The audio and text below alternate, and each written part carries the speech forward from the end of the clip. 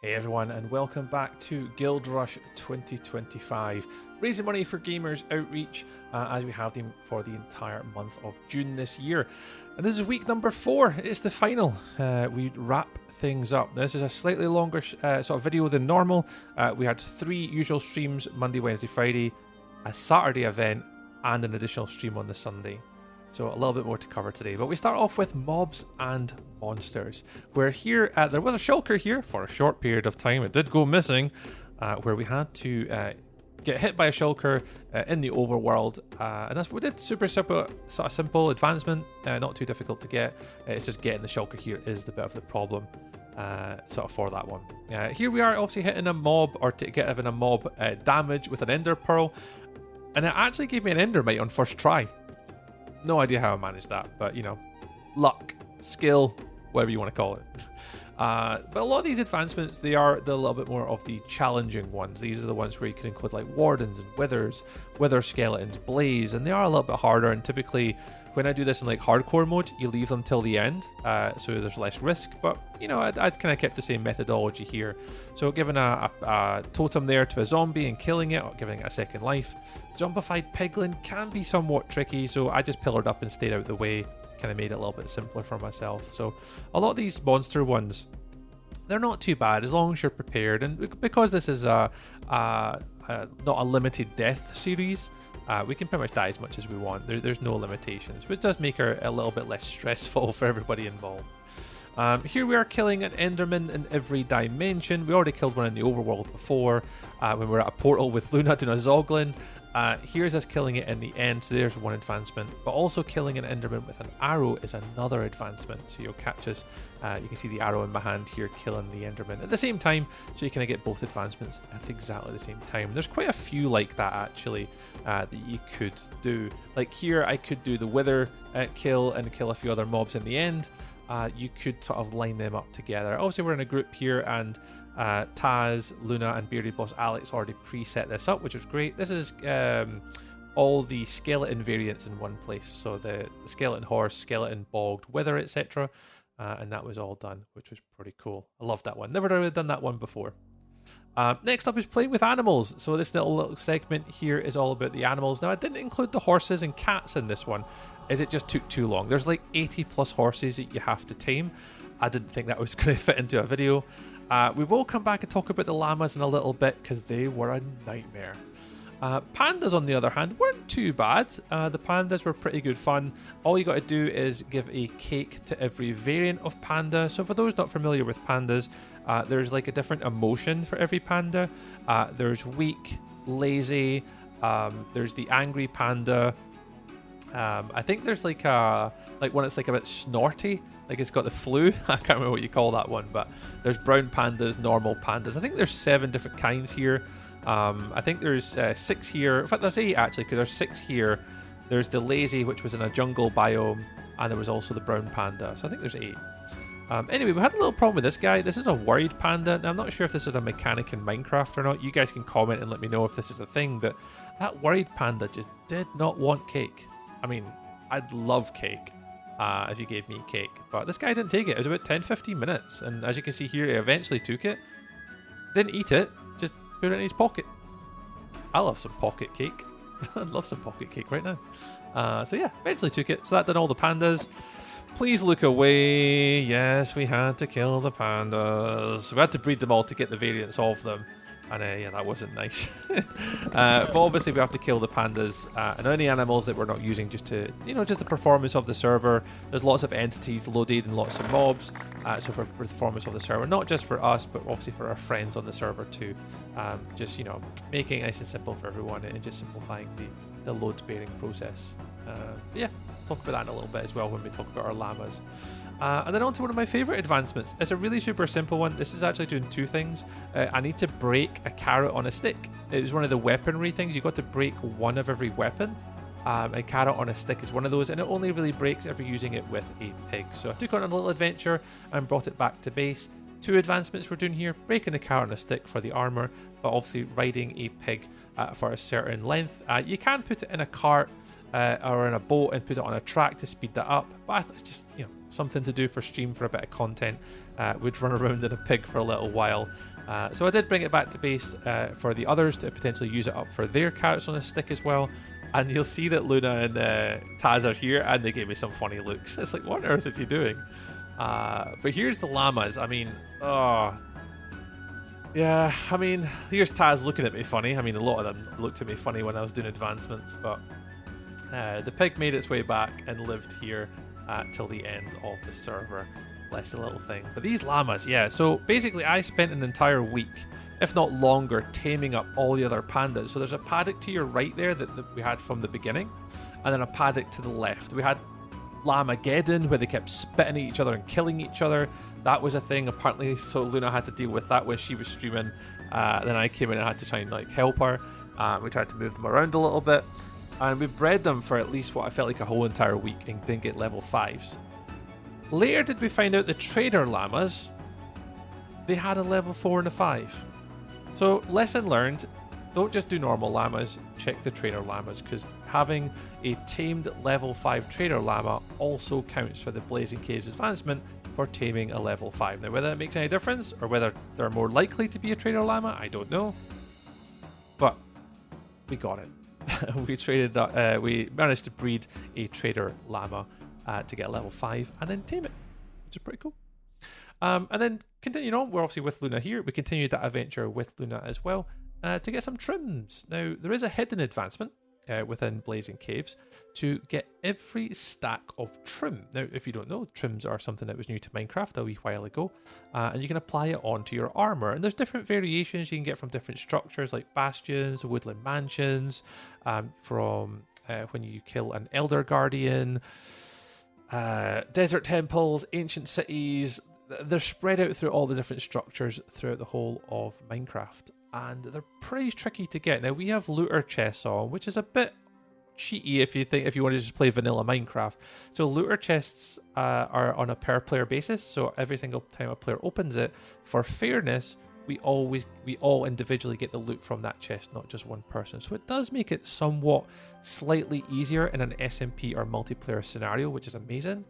And also, thanks to the admins, they made it even a little bit easier again for us, that the looter chests were actually reset every Sunday.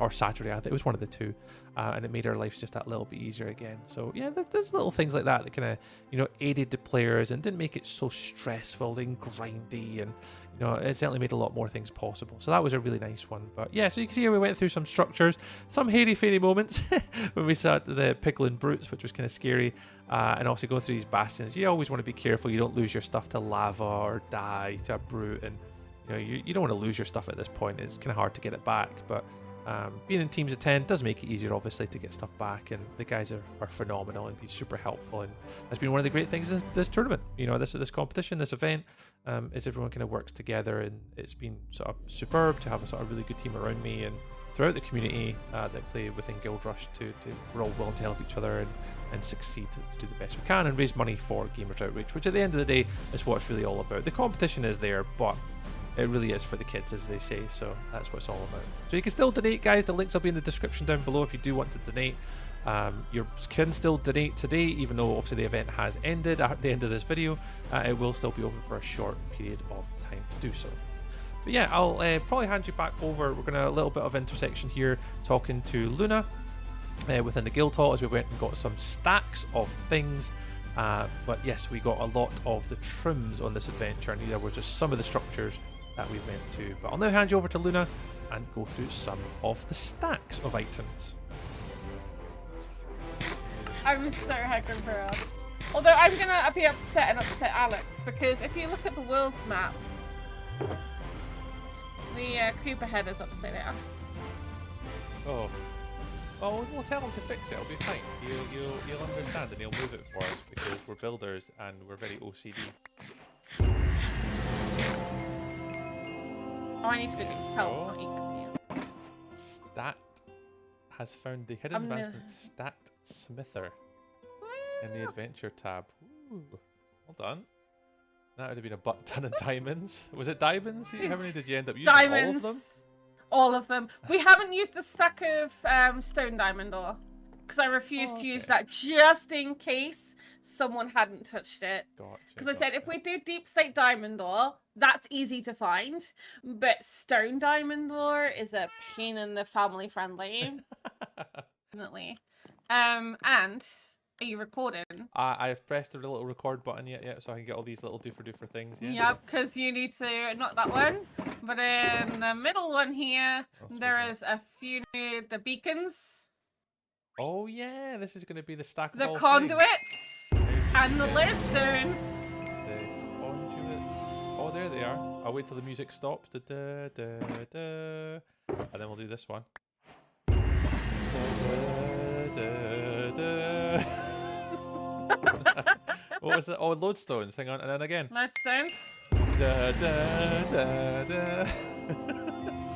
Look at this, 3 super challenges all in a row. All just like that. Hey, look at us. Oh, it's called the corrupted beacon as well.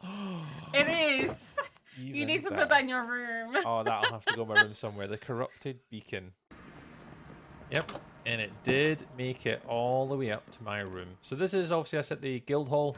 We'll go through this a little later on in some of our tours. But we did eventually add the beacon advancement into our storage here. We did create a little bit of an interior, which again we'll kind of talk about at the end. But yeah, added it in. Pretty cool. That's a stack of all items. But part 2 of dungeons. This was actually super popular. There's a lot of players on the server specifically done these. The first one up is Rogue733, who designed this one. This was probably one of my favorite ones. I won't give too much away, but for those that are familiar with Among Us, you may recognize this dungeon. Now, dungeons are going to be available to be played after the event. You guys, if you're interested that weren't part of the event, this will be available, I believe, as an adventure map with all the dungeons that you can play in. Super fun. A lot of the levels had lots of really good themes. This Among Us one was amazing. I only didn't really work it out till about 5-10 minutes into this, and I realized I had like medical bay, and then the camera room. There's the emergency button in the middle. It had also the underground sort of like vents. Genius Rogue. Really, really cool. But Melly and I run some more dungeons again. I think we started at level 7 here and made our way through to 14. That's all the footage here. The server did then open up and still remain open on the Monday after this event, and we actually managed to get down to level 30. So we did get further down in the end on stream, but I didn't include the content in this video. Next up, we are running it with Melly. This is one of Melly's levels. It is the end dimension. I love this one. I thought it was really, really clever. I mean, if you're speedrunning, you could do this one very, very well. But yeah, a lot of sort of jumps in this one. There was silverfish and shulkers. So for in Guild Rush, talking about earlier how I should have done more dungeon runs, this one could have helped me get more shulkers and shulker shells. Yeah, it's just little things like that. By actually doing the dungeons, it could have aided us in our advancement hunting. Dying to one of every mob, could have done it in here. Killing one of every mob, could have just done it in here. So there was lots of things, lessons learned that I could have spent my time doing better, but I didn't run the dungeons because each of the dungeons, in my opinion, took too long for creators like myself who can't stream a lot or play a lot due to family commitments. Because obviously I work Monday to Friday 9 till 5. I only stream 3 times a week for like 3 to 4 hours total maximum. So it's quite difficult for me to put dungeons in and help my team as well. So I had to try and balance it between one to the other. But they were super fun, like well done to all the design team.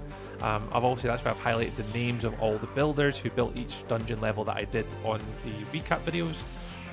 Just to give them all a little bit of shout out, a bit of love. They're all Twitch streamers, guys. Please go check them all out if you get a chance. Minecraft Melly and Rogue, 2 great fans. Lala from here, from Dragonfell as well.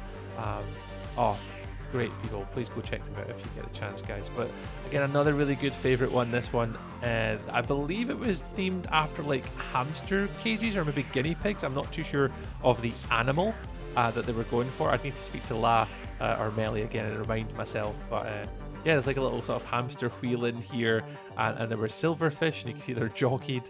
And there was also endermite through this one as well. But this was a super fun one. I didn't put a lot of content in this one to save the surprises for people. and how to kind of do a lot of the levels. But this was super fun. But for the dungeons, for those that haven't seen previous videos or recaps, every dungeon is unlocked after every $1,000 raised. So there was, up until this point, I think there was about $32,000 or $31,000 raised. So we had up to 31 levels available to us, and I think we ended up with 36 levels available to us, because each dungeon would unlock after every $1,000, which is just stupidly mental and crazy and cool. Here's another one for Rogue. Rogue's level here, and I got told this was one of the hardest ones, and Melly actually wanted to give me a totem for this one, because at this point I still hadn't died, and I didn't have a totem. So like, have this. So I'm like, nah, I'll be alright, I'll be fine. And it was beefy. I didn't expect to see what was around the corner here, but when you're getting chased by a bunch of Ravagers, you gotta keep your distance. My bow was about to die as well, so I had to keep using a trident, so excuse my arrogance to bows. I had to use a trident because my bow was about to die, and I didn't bring a spare one with me. So this was a good fun one, quite challenging with obviously having the Ravagers in here, so you have to come in prepared. Potions of strength, potions of regeneration, a good sword, good armor, a chest plate would be good. I'm not going to give too much away out in this next one. Calvin, just doing Calvin things. We all know Calvin. If you don't know Calvin, phenomenal builder. Not just a good builder, phenomenal builder. And an ultimate troll as well, we all found out. We love you, Calvin. This was a really good fun themed one. I won't give it away. You can take what you will from viewing this video and this little panoramic, and have fun when you get to this one, guys. Now on to one of my favourite ones. This was actually one of Melly's, aptly named I Put the Queen of Hearts, but you'll maybe see the theme yourself in a moment. The Alice in Wonderland theme. Really well done for the space in which she had. Each room is capped to a height and width and size, so for Melly to squeeze this into such a small size was really, really cool. The size of the mobs, yeah, I wasn't expecting that. They are ginormous. They're ginormous, huge things. They were fun. It's quite a big surprise. We had evil rabbits. Here, obviously, you can see Alice's legs coming out from the house when she obviously goes to be that large size in the sort of the story. But these rabbits hurt. I don't know what effect they had on them, but they hurt. And then even here, this was the closest I came to death at this point of any dungeon. It was all these witches. They hit hard, especially with the potions, and the zombies as well. Anytime you sort of took hit, it was, it was hurting. But that was definitely one of my favourites, Melly. So thank you very much for that one. That was a pretty cool level. And yeah, I really enjoyed the dungeons, and eventually, as we did get down to level 30 eventually, but didn't include that in the recaps as it was just a little bit too much content. Right, moving back to some advancements now. Yes, hitting every mob, well, rather killing every mob in the Nether that lives there with a trident. Piglin, brutes. Brute was in the week 1 video, if you remember. Skeletons. All had to get hit with a trident, and it wasn't too bad, this one. As long as you've got a trident and you don't throw it in the lava or do something dumb and die, it's not too bad. So you can see a lot of these, I kept my distance. So skeleton here, kept my distance. The piglin that you saw a second, kept my distance. And also I had to be very careful where I threw my trident. So here with the hoglin, for example, don't aim at the llama. The llama? Llamas are on my mind. The lava. The blaze here was a nice and easy one too. I believe there was a magma cube here as well. I actually didn't find that footage. I mustn't have recorded it, but there was a magma cube in here too. Sorry, not the wither skeleton. We'll get to that one in a second. Our big fluffy cloud friends, the ghasts. This one worried me because the strider's in the lava. I was like, oh no, I'm gonna lose my fork. We're okay. We're an expert. We said earlier, skills, mad skills. And then this one was pretty tricky. The wither skeletons, as you can tell, there's a lot of danger here and a lot of flames. But that was kind of the toughest one, was just getting out of here alive. There's the magma cube that we killed here. Don't know why it wasn't in the footage. And then the last one here was the zombified piglin. So it wasn't actually that bad. That was pretty easy. I like that one. But let's hand you over to something a little bit more frightful as we attend to some of the thunder advancements. So as a quick little interlude here, I'll go into the in-game audio as we deal with some ghasts in the overworld. Give him a second to actually get out the portal and then go. Yeah. Come on, Tree, I believe. Well, he's through the portal. I can kind of see him floating a little bit. Yep, go for it. Boom. Again, kill him. Yeah. Nice. I would never normally do that one. Thanks, man. No worries. Actually, Honestly, that was my smoothest fish ever. You lie. You did that one with me, Go your known way. You set it up. But I didn't do it because there was never a thunderstorm before it finished. No. But we killed him into the overworld still. Yeah, we did that one, yeah. Because you were the one who told me we should use the gas farm, and that's the reason I told Taz that we should use the gas farm on this one. So because of you, I need to help set it up at the gas farm. Yep. That's what I did the last time. I just set up a tiny little gas farm. I knew how to get one through. It was just having a thunderstorm. That's gas. Oh, he died. Stupid. There we go. Nice. Oh, I'm on. Not in the terrible place to deal with that. There's another guy over here just waltzing this way as well.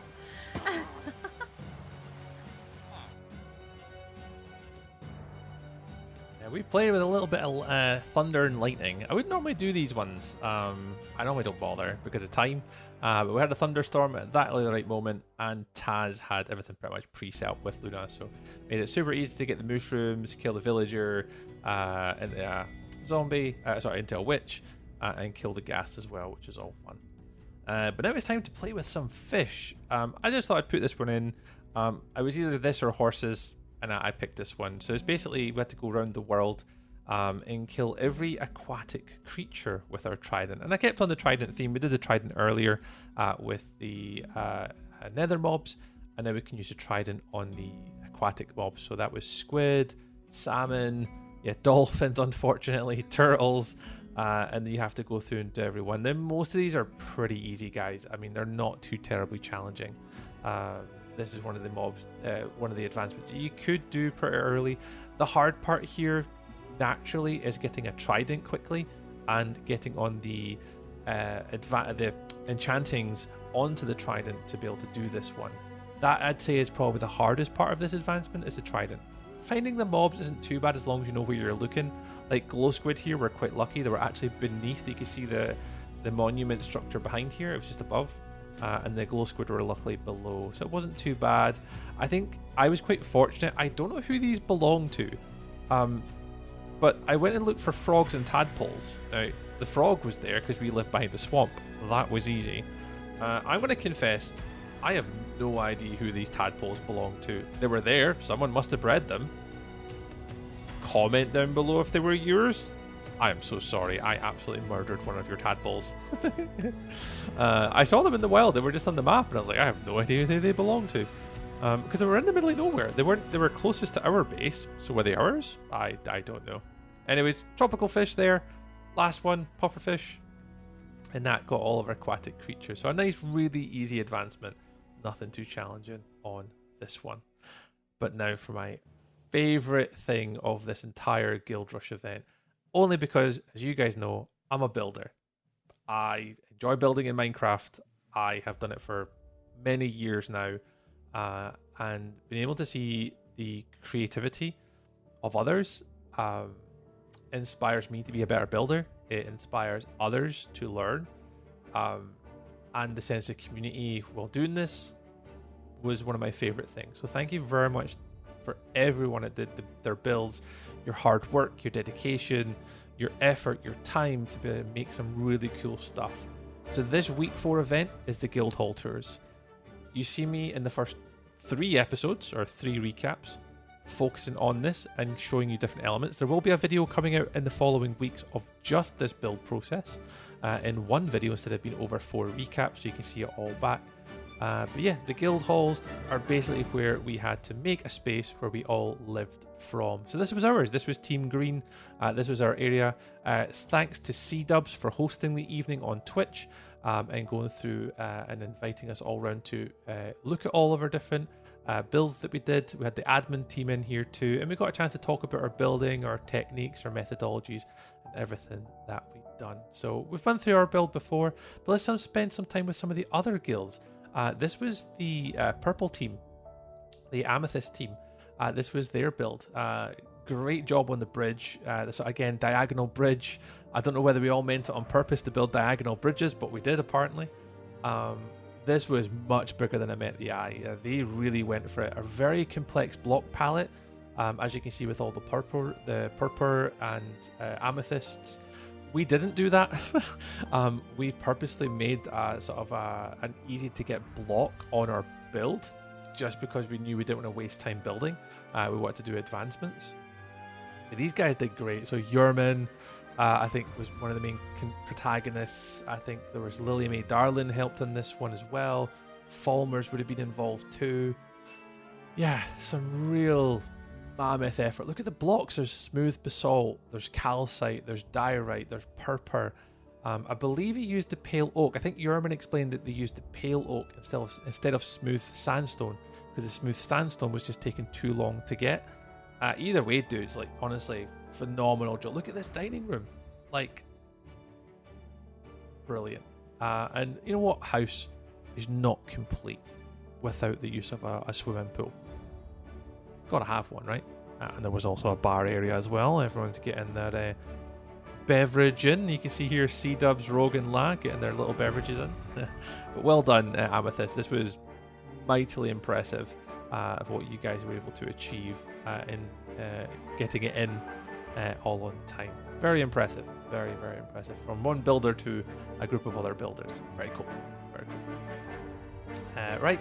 And then we moved on. We went from green team. We went to the sort of purple amethyst team. And we're heading over to Team Cyan, which is our friends like Blunding, Mama Melissa, Scotsman, Melly, Rocket, I think, as well. And a few others all lived over here in Team Cyan's base.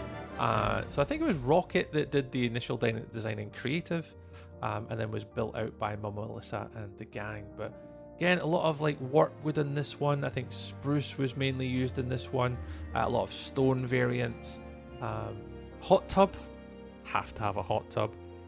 Giant cows. Yes, there's giant cows in this game that was brought back from our Wither event. If anyone paid attention to the last recap, there was giant mobs, and Mama Melissa had to have her cow. So I love this, by the way. Little warden on the table. Very cute. Cool dragon carpet. Mama Melissa, I think, did that. Well done. That's very cool. And this was just fantastic. I think a little trophy room. Up here just in the next floor, they had all their rooms on that left hand wall there. That's where they all lived, each themed and decorated for each player, and a really effective storage build too, including in here a transition service where they could give it to different people. I said this on stream today actually. These are some of my favorite bees that Mama Melissa's ever made. Like, these warden bees are fantastic. Like, I love these. If anyone's looking for like a neat little addition to their worlds, this is great. Although the diamond block that I put on the tail, or who put on the tail? I would never put a diamond block on the tail randomly and troll people. These are wicked. Well done, Melissa. They're great. And then on to 25 Carat Chaos, our little Team Gold friends. QTV, Lena Hun, the whole gang that they have. Elkhorn. I think it was Elkhorn, Stewman's Kitchen. I think the two of them were on Team Gold, if I remember right. Look how grand this thing is. I think they said they did eventually run out of time. This block palette, again, arguably a very difficult one to get a hold, and I think they reduced as they kind of went through to try and get it all in. But again, another diagonal bridge. There's a bit of diagonal bridge love today, although much bigger than the one I had to make. We had a small gap to cover.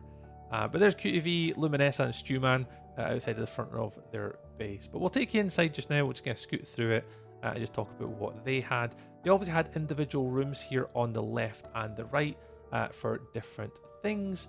I think they had like a sort of portal room and a sort of meeting room down below. There's QTV getting shot. And then here was obviously their sort of main sort of trophy room all laid out. There was the world height to the bottom of the world jump as well that you had to do. I think I saw a YouTube short from Lena of her actually doing that advancement, which is pretty cool. And in here, that is all their rooms. Obviously, they had a room per player, so there's 10 rooms. And you'll see them all within here. I only took a couple of them, so this was Lena's room. I thought this was pretty bright and colourful. Good use of coral on the floor. Good use of the picture mod as well. And then the lighting around the bottom with the bamboo trapdoors, I thought was quite clever as well. Now on to a couple other rooms sort of further up the top here, including one of my favourite funny ones was a little meme room for QTV. Bless her, this was a really fun one. I enjoyed looking at that one. And then that's it, yeah.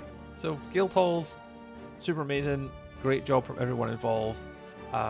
Definitely my favourite part of the whole of Guild Rush personally, being a builder.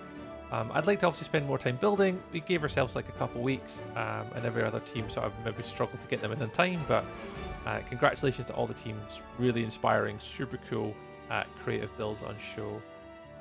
But yeah, I'll hand you back over to another little interlude with some of our friends.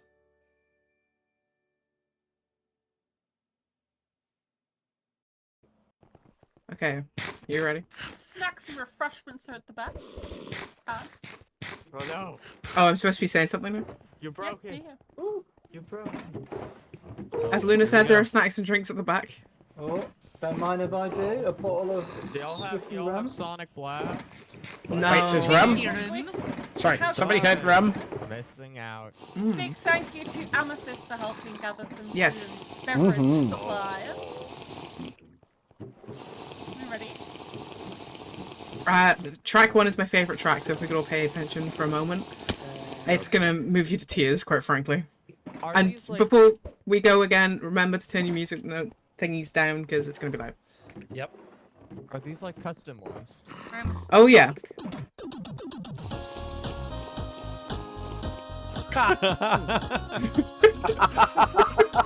I will end you. Well played. Oh wait, you're rickrolling us. I can start Yes. dancing. Okay, Wow, enough did of you- that. Okay, Okay, enough that was of actually a joke. Okay, now the real party starts. There we go. Hey, there's the good one. Let's go. Woo.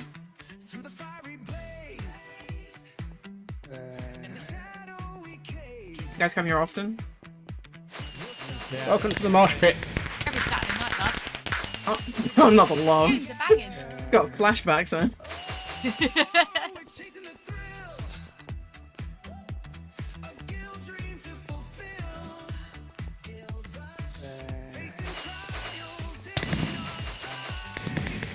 Ouch. This place is explosive, don't you think? Oh, yeah. Teams to die for. Blocks for collecting and storing. Apparently armor is necessary in this disco. gotta have a party. Exploring wide. Together we stand side by Told you we get to hear this again. the strength in numbers. We're counting the wonders. No time to slumber. For advancement hunters. Tracking those stats. Riding a pig, horse, and track. Eating apples and spider eyes. Taking it in stride into the skies. The strength in numbers. We're counting the wonders. There's tasks to crush in this season's guild rush. Zaraz przepraszam.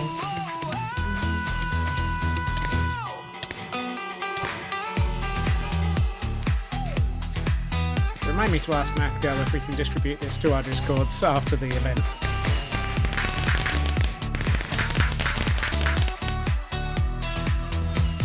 Wow, jongen, is going at it. And that's about the swiftness potion.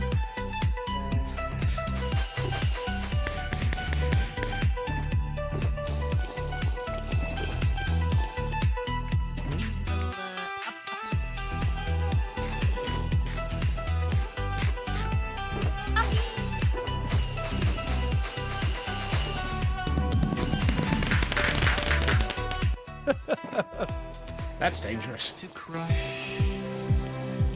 In the season's Watch the stage. There are pyrotechnics. Oops,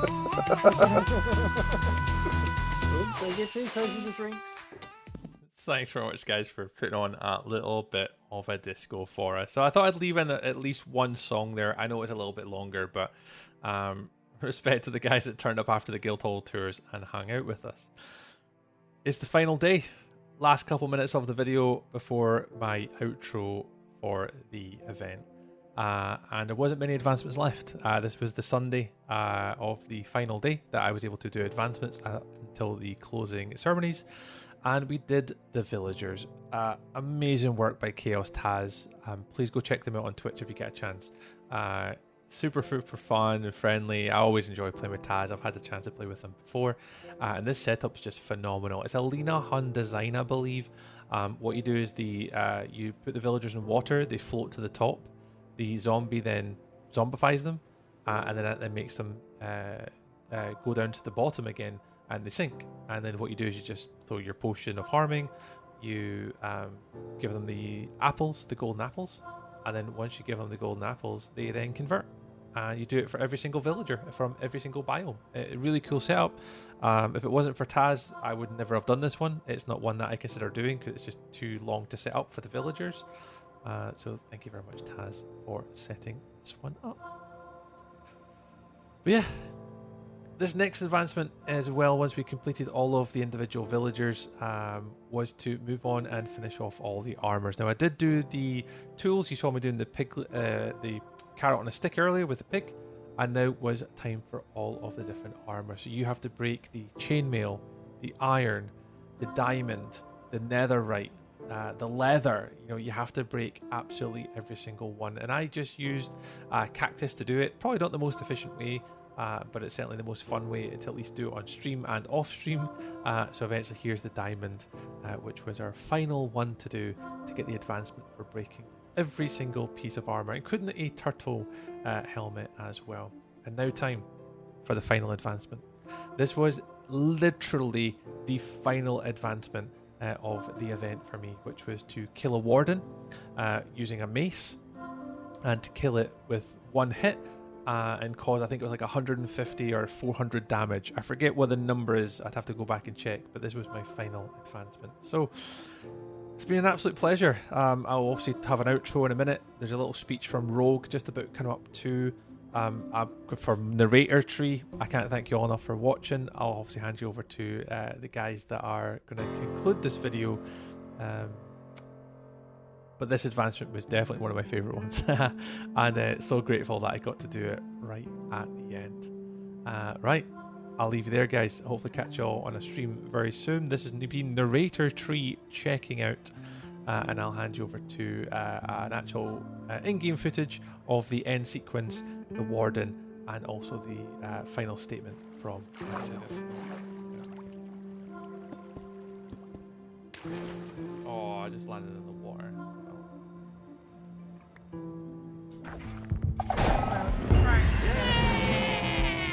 Yes, Drew! Then high flash. There we go. There we go. Thank you. Wait, did he not one-shot the warden? Did I not? Oh no, he did. It popped first. No, it's fine. I was gonna say. I was like, wait, do you only get one then? She's true. We're getting 1858 as well. We're about to be TP to the Donation Monument, just as a heads up. Banging. Couldn't have done it any perfect time. And thank you, Luna. You're welcome.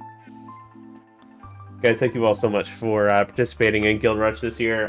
Like we said in the Discord beforehand, it's not really about the points, it's all about the kids, but it is, at the end of the day, still a competition. So we're going to freeze a scoreboard. We froze it 8 minutes ago for documentation purposes. Points can still be earned, but they won't count for the official winning. The server won't shut down for another 28-ish hours. So feel free to run dungeons, hang out, do base tours, whatever it is that you want to do with your free time. But first we do need to announce the winners in the Blazing Cave section of Guild Rush, being Green Team with 9,106 points. Gold team coming in second place. Jeez. Well done. That's Jeez. just bonkers. It's bonkers. Well done, Gold. guys. Well done. Speedrunners. Gold team in second place, 8880. Purple team in 8606 in third place, and then Dark Aqua team in fourth place with 7020. We tried. Guys, you put in a lot of turned work up. over the last month. Yeah. Thank you all so much for all the time and effort that you put in. I'm gonna push a button real quick as soon as I can find it. Fireworks. Thank you, Law. Hey! Nice. Let's go. Well done, Greens. I'm just gonna keep pushing Yes. the button. I never hand this Well over. played. GG everyone, honestly.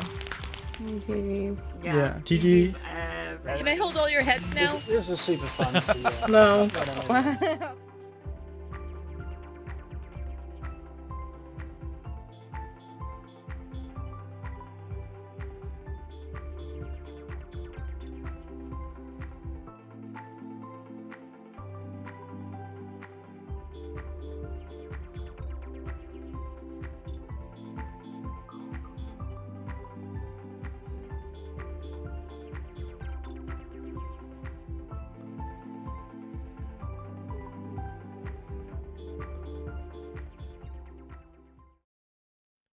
All right. And there's nothing much left to be said. Thank you very much for everyone who has watched all 4 episodes of Guild Rush 2025 with us. It's certainly been an interesting adventure, let's just say, with us ending up raising $36,619 over the month. Huge congratulations to all of the admins for making this so successful. You know, the build team, the people that are on every single day helping behind the scenes, and then every one of our content creators who went out their way to stream and create content and ultimately have quite a huge amount of fun. Really sort of engaging content across the platforms. And yeah, it was phenomenal to see how much we've raised in such a short period of time. It was absolutely great. We did raise ourselves $556.78 ourselves. So to all those who did donate, thank you very, very much for doing so. It's going to go to an amazing cause at Gamers Outreach. And then for those that obviously are wondering where all those diamonds were going, every single time we had a donation, my secret mission was to hide a diamond block in a random base. So for every donation we had, we put diamond blocks around the world. So it was eventually picked up. I think Lena Hutton picked up on it at one point, and then I think I spoke to Melissa, Minecraft Melly, Rocket, and a few people found out at the end what I was actually doing. So GG's to those that obviously eventually worked it out. It's getting nighttime on the server. The server is now closed down. I have thankfully been given access, so thanks to Rogue for allowing me to kind of make this quick outro and do some of my recordings. We did end up myself, if I pull it up, on 1,066 advancements. I think it was a bit shorter than that actually. I got a few last night when I was running dungeons on the free day. But that's us. So thank you very much once again for watching. That's been Guild Rush 2025, and well, we doubled our total this year. Can we do it again next year? I mean, there's only one way to find out. So again, hopefully, well, it's been exciting for everyone that has taken part. Thank you for everyone who has donated. My name has been Tree, and I'll speak to you all in a future video. Take care, and thank you very much for all your support. Bye bye.